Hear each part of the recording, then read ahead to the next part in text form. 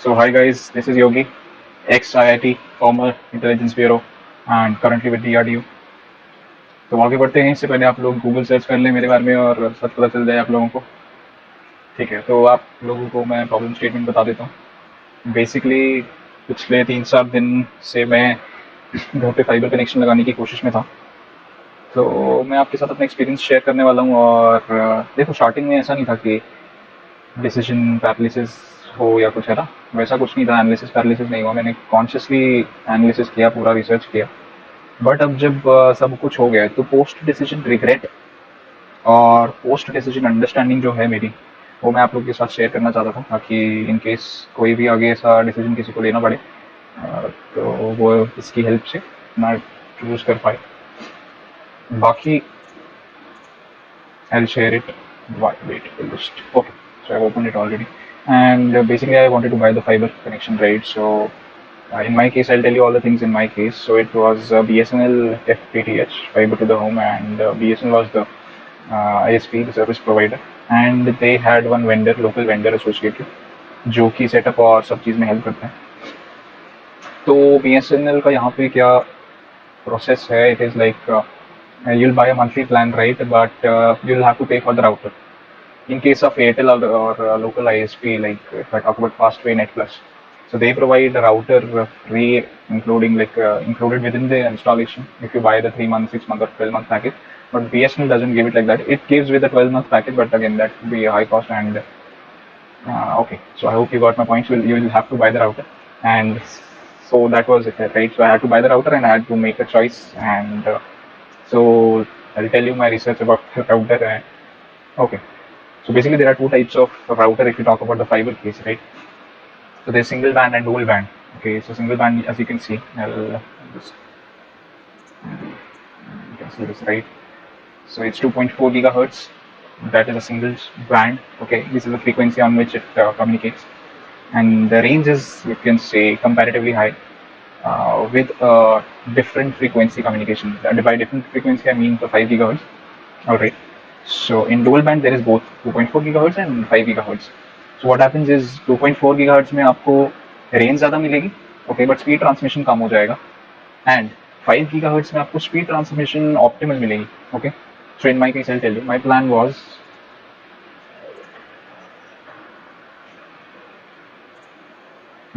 a 150 Mbps speed, okay, monthly and unlimited.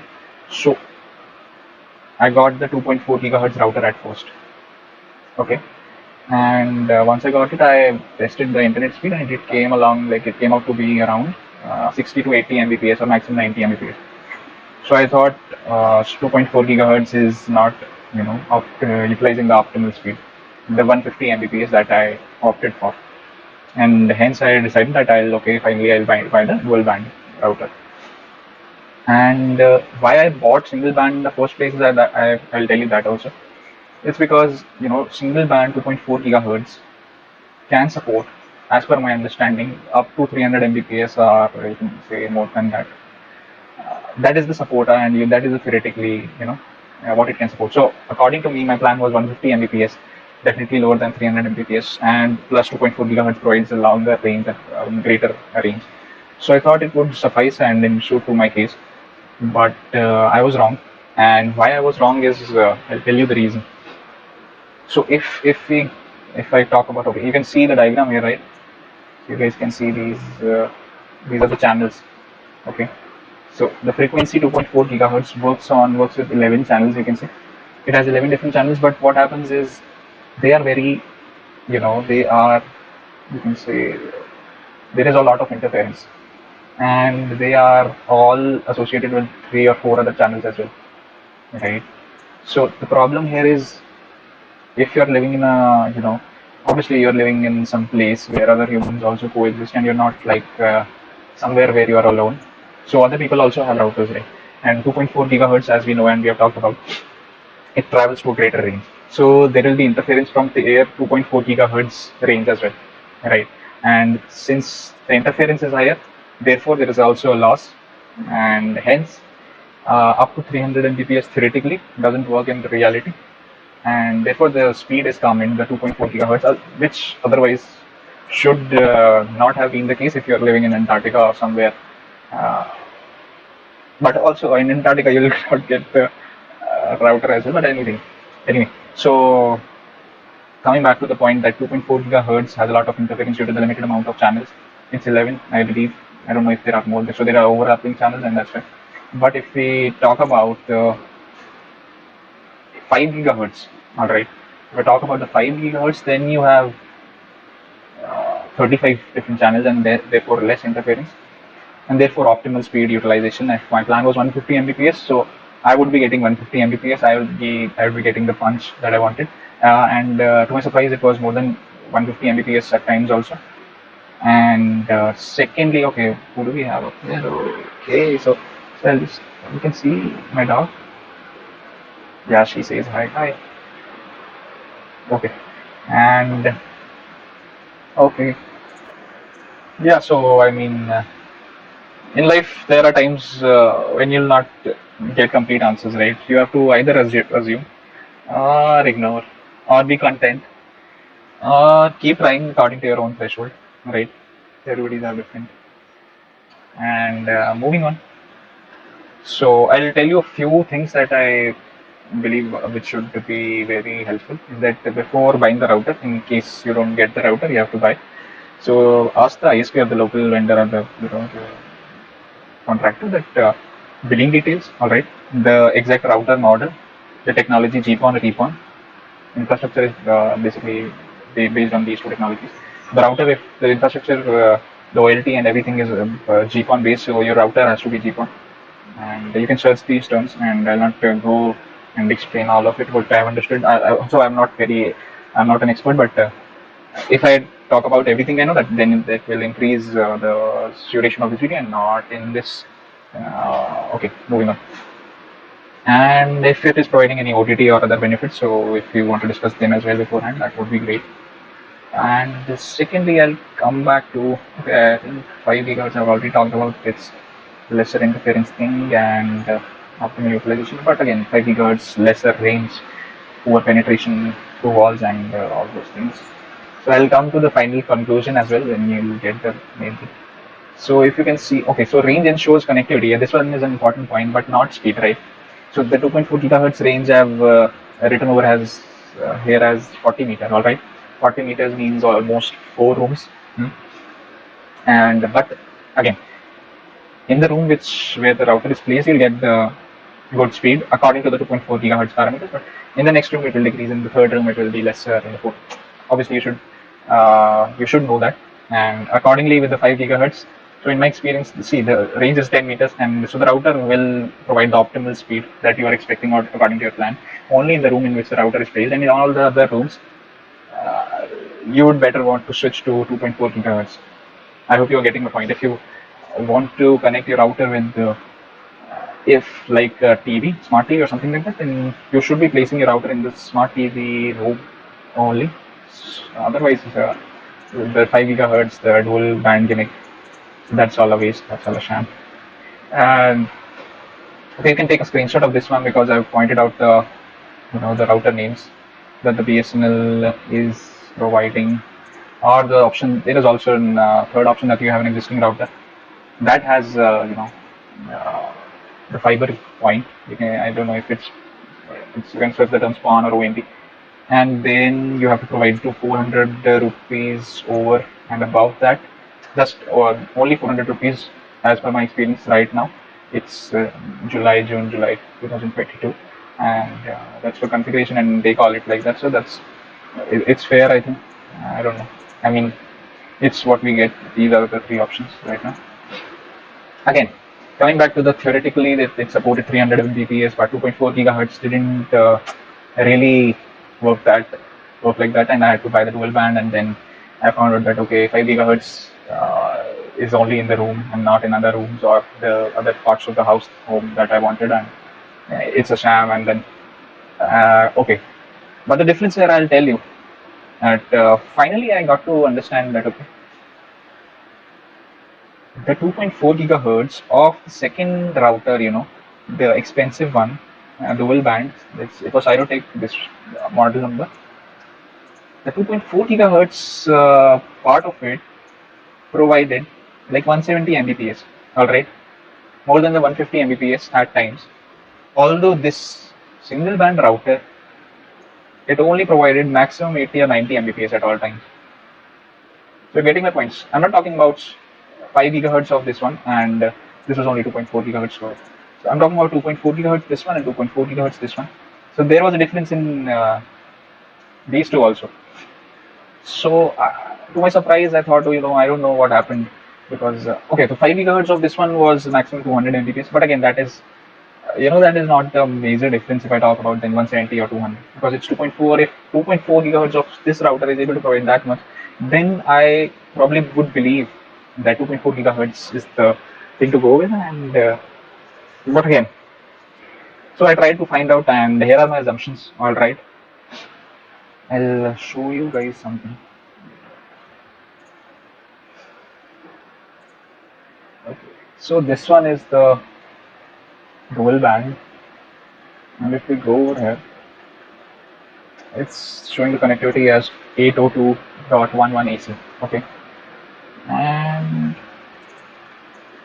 this one is a typically, you can say, okay, it's showing the Mbps speed 2.4 gigahertz, and it's showing the connectivity as 802.11 BGN. So just for reference, if I could show you the 8.802, these are the standards, the network standards. And so BGN, all these were, initially, you can say they are older standards, IEEE, and N is a more, you can say, comparatively newer, although it was a 2006 thing. And then coming back to AC, it is a 2013 thing, I believe, yeah. And therefore AC obviously is backward compatible, not backward compatible, but I mean, if it is AC, then it should obviously be able to support this N. So coming back to the point that the dual band, the option 2 expensive router was this one AC, and the single band router was this one 802.11n. This was the main thing that I was able to find out between the two, and hence the difference between the 2.4 gigahertz of this router and the 2.4 gigahertz of this router. Ultimately, it's coming down to these two things, not because it had 5 gigahertz. That's why you can say it was really good. As I was, everybody was saying, dual band is, you should buy dual band, but ultimately I found out that okay, dual band is better than that, but exactly why it is like so I think it is my assumption this is one major difference. The second is you should also check the QoS. What is the QoS? I can open up the router page. I'll just show you guys. It's basically quality of service. It's like a limitation, or you can say restriction on your bandwidth and speed. So you should obviously check, and if you're regular, you can. I mean, it's not like a trust issue, but this is something that maybe it will help you. So if I go to here QoS, and it's right now I've disabled it. Previously, I mean, if it is enabled, then you'll have options like bandwidth limit, right? If I go over here and so there is the bandwidth limit. So if I put something here, so my plan is 150 Mbps, I'm getting 170 or 200 Mbps right now, and maximum nearest when I'm to the router. Okay, and if I put something over here, it would be according to that, right? So if I put 50 Mbps, accordingly 50,000 or 52,000 kb, so that would bring it down to 50 Mbps. And I or any other user of that connecting to that particular router would believe that the speed is 50 Mbps. Therefore, you would believe the router isn't optimal, and therefore the router needs to be changed. I don't know if it's this is a gimmick, if anyone uses it like that, but this is also one point that you should take care of. Just when you buy the router, you should. Okay, so here's the solution. If the case arises that you need to buy the router, ask the vendor to please send both the options available, and that you will be checking on spot which one suits to your needs, right? Connect to the 2.4 single band router and go to all your rooms, wherever you want that the connection should be according to your terms, and not your terms, I mean, but to the optimal level, right? And verify that, and again connect to the dual band one and check. Go to the rooms that you want the connection speed to be optimal, and check this spot QoS for both of them. right? Ask them about the 802 thing, and if they don't know, most probably you can just Google the model number and check yourself, right? So coming back to the this is the final thing, and coming back to the part that okay, option 3. So for existing router plus this charges if you have an existing router, right? So the thing is, if it is an old router, which is most probably the case, like in my case, I had a old BSNL Telecom router. It was a DSL ADSL based router, and it had no fiber point. So one limitation was that, but you get the converters online. There are many converters that will connect the fiber connection to a Ethernet like LAN cable. Like you'll be able to connect your old router with it. But there's a drawback that you won't get voice along with that. That means if you have a line connection as well and you want to use that, so that kind of setup it won't work with that. So you'll have to make a call. And I think that is it, guys. So yeah, I hope you liked my this share of experience and knowledge. And and please don't like, share, and subscribe. And okay, but here's the thing: if you have anything to add to it, and if I missed out anything, and if you know some better, because this is, you know, I have really मैं एक हारा हुआ आदमी महसूस कर रहा हूँ, and because वो धोखा मुझे महसूस होता है कि क्या था, क्या मैंने इतना रिसर्च करके ये चीज़ ली, right? इस modern times में you do a lot of analysis before buying or anything, and when it doesn't turn out, or it creates a confusion, then it is something that you keep thinking about. But I hope this thing kind of analysis would help you, and just let me know if you have any point to add, or maybe you know anything apart from what I told that could help me also to more better understand what happened with the both 2.4 gigahertz, right? One router 2.4 gigahertz is better than other routers 2.4 gigahertz, not just because it has also 5 gigahertz now, but anything if you'd like to add. Okay, so yeah, thank you. Bye bye.